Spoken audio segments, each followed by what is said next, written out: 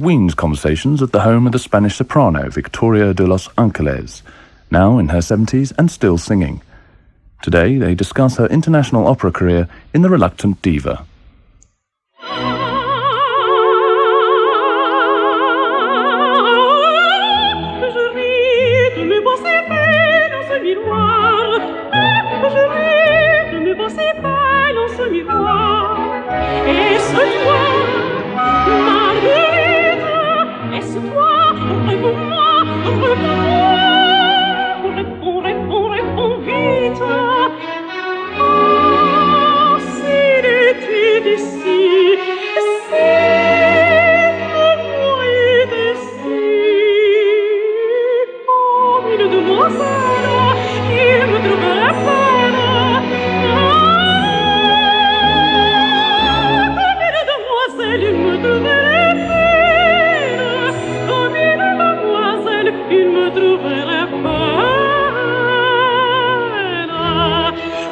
Marguerite in Gounod's Faust. The role Victoria de Los Angeles made her own at the Metropolitan Opera in New York in the 50s, one of the handful of truly great international starry opera houses, a very long way away in style and behaviour from the unostentatious and warm artistic atmosphere in Barcelona, where she grew up in a poor but loving family, where her operatic career started at the Teatro Liceo.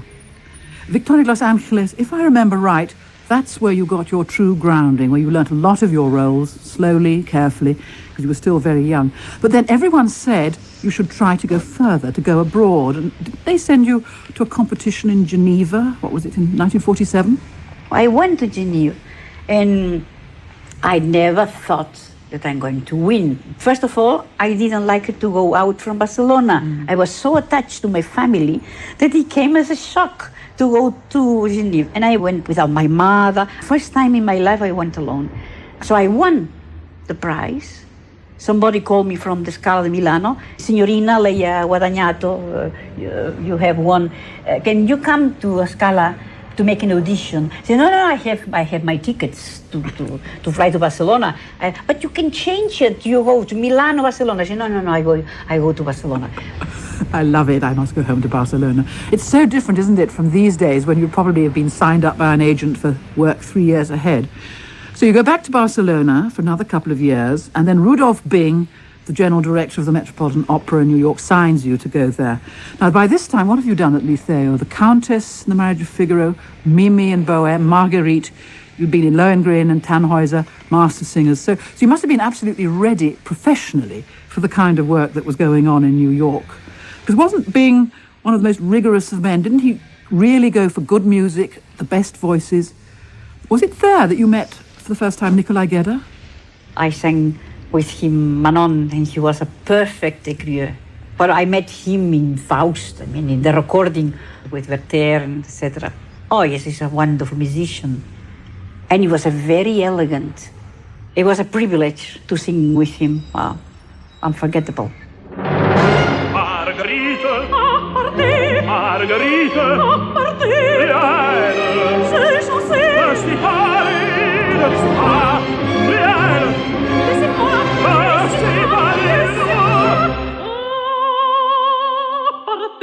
partez, oui, partez vite, partez, je tremble, et là je perds.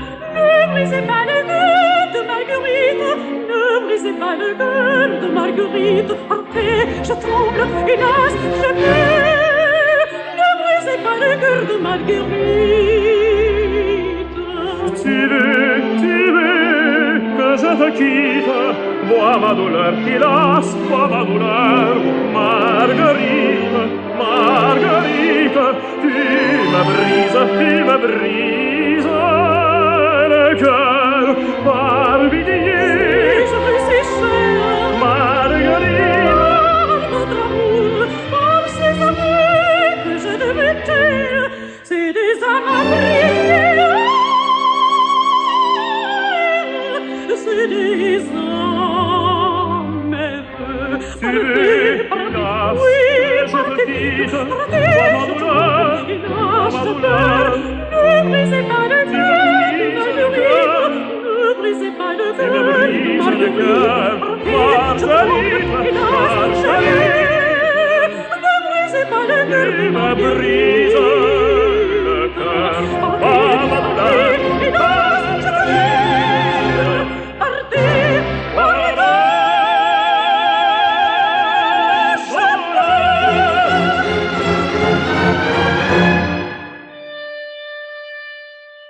You and Nikolai Gedda in full flood in Faust.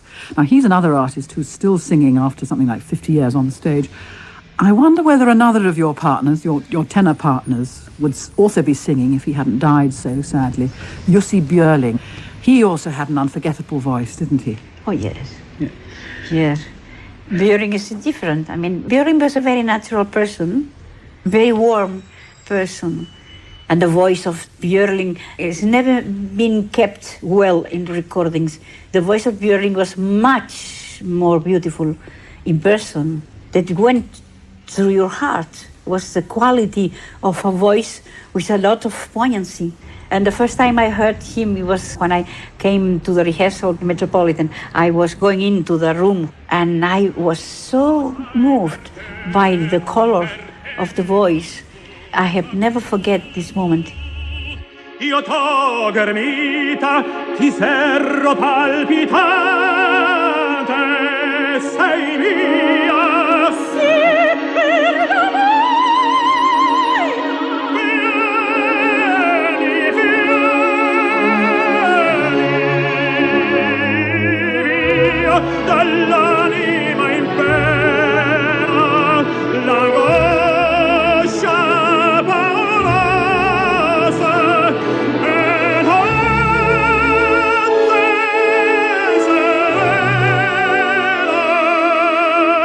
guarda, dorme ogni cosa.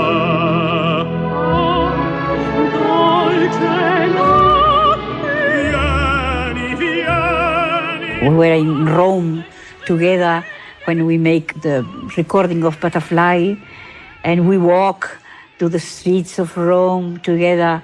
He was so simple person. Was that that recording when he was actually very ill?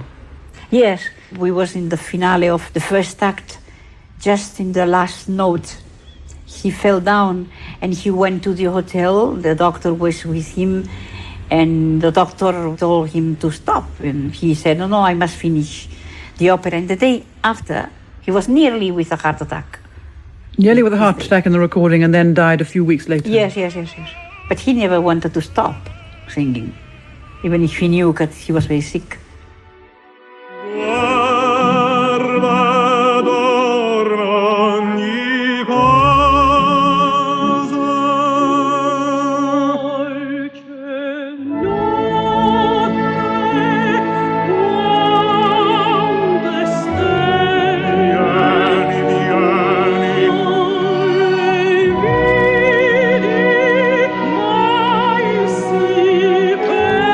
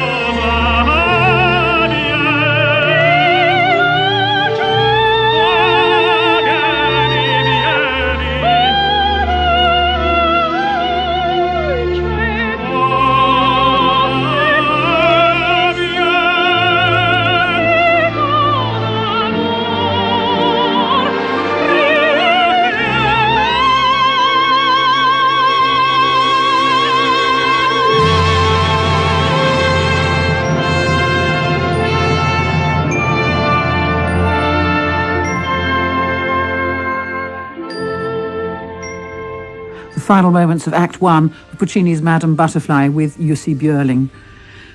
I get the feeling that both Bjorling and Gedda were not of the usual run of tenors. I mean, you've talked about Bjorling's voice, you've described Gedda as a musician, but tenors aren't noted for, well, what shall I say, the smallness of their personality, because isn't everything pushed to one side when they decide to hold the high notes? And like to hold the center stage? Well, ladies also. Yes. There are some ladies that they like to stop in the top notes, and they forgot about the music. The world of tenor is to give top notes and to put the public up in their seats, and they know that they must give this excitement, yes. And so they are all the time thinking about this.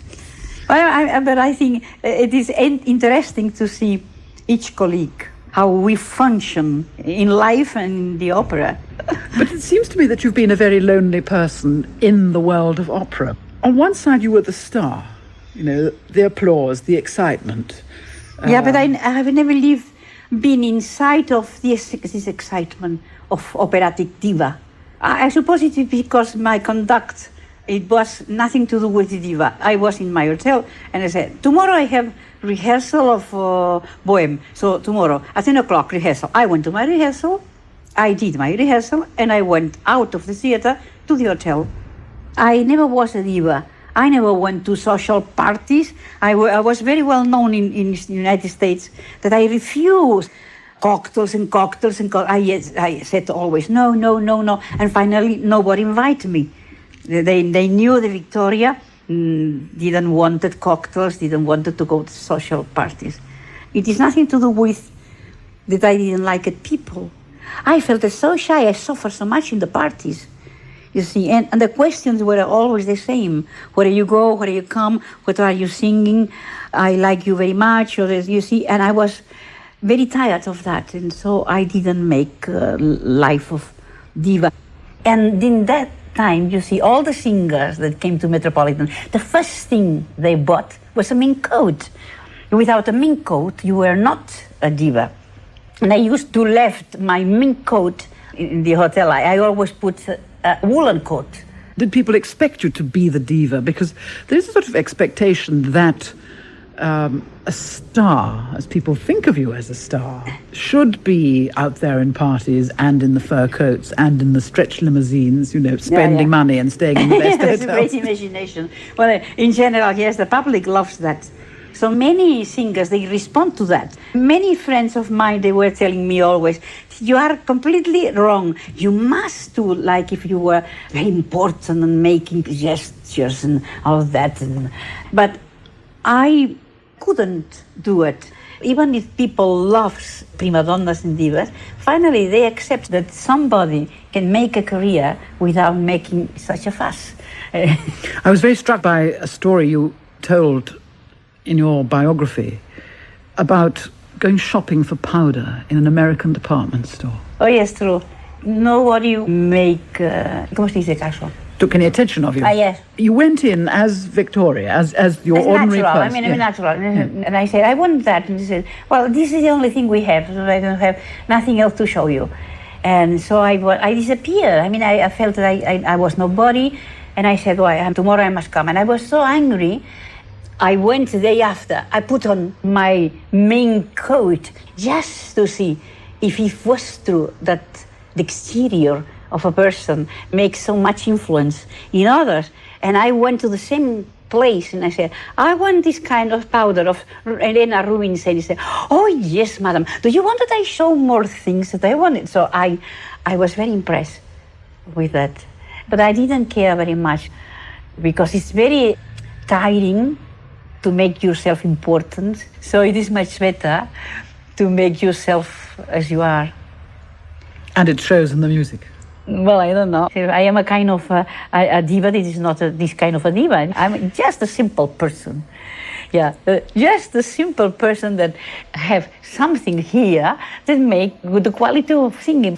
This will explain something then about an opera which I'm fascinated that you sang such a lot, Péléas et Mélisande. Oh, yeah. Because this is the last opera that any diva would want to sing the role of Mélisande. Yeah, which is like a dream of an opera.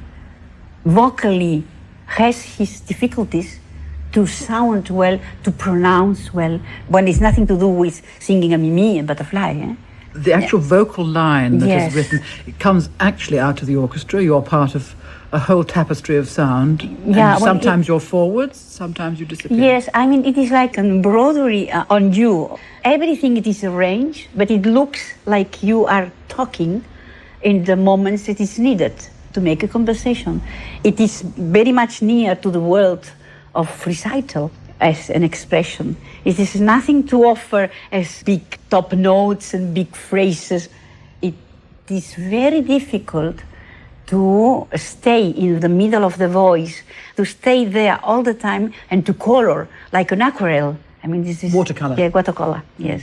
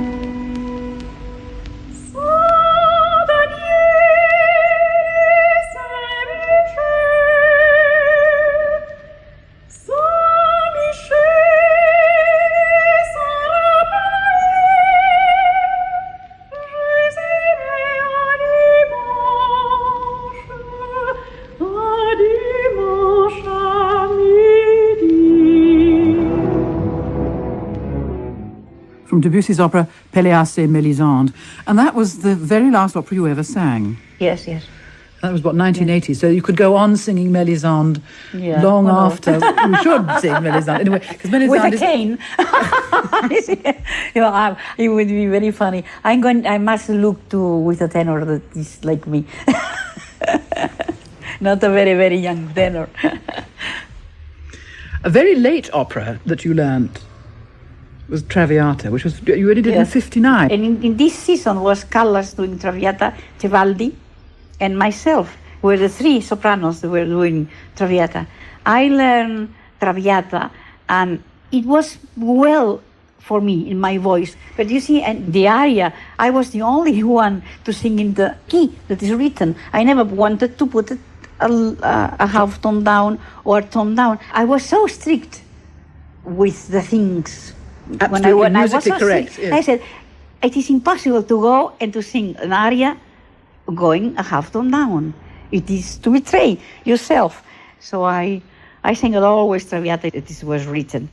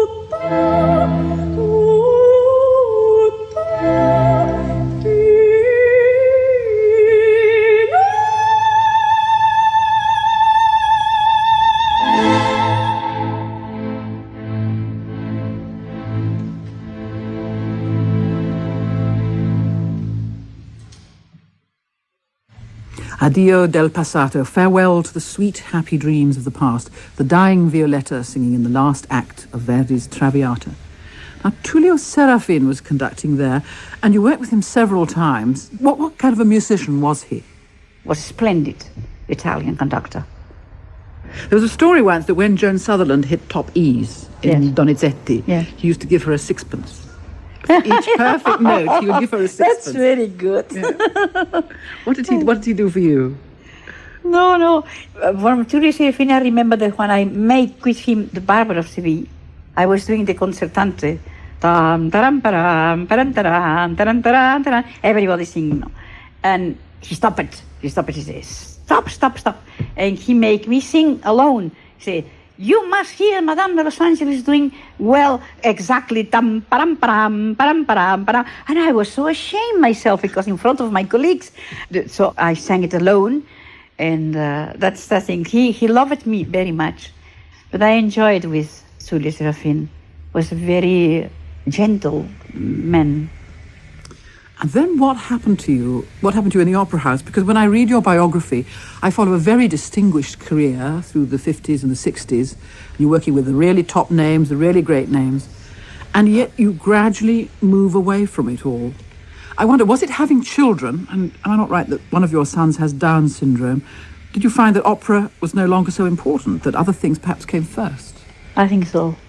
I began to say no to go to Metropolitan because it would have been many months outside at home. So I began little by little doing recital world that I could arrange in shorter periods. And opera, I began to left it aside, little by little disappear.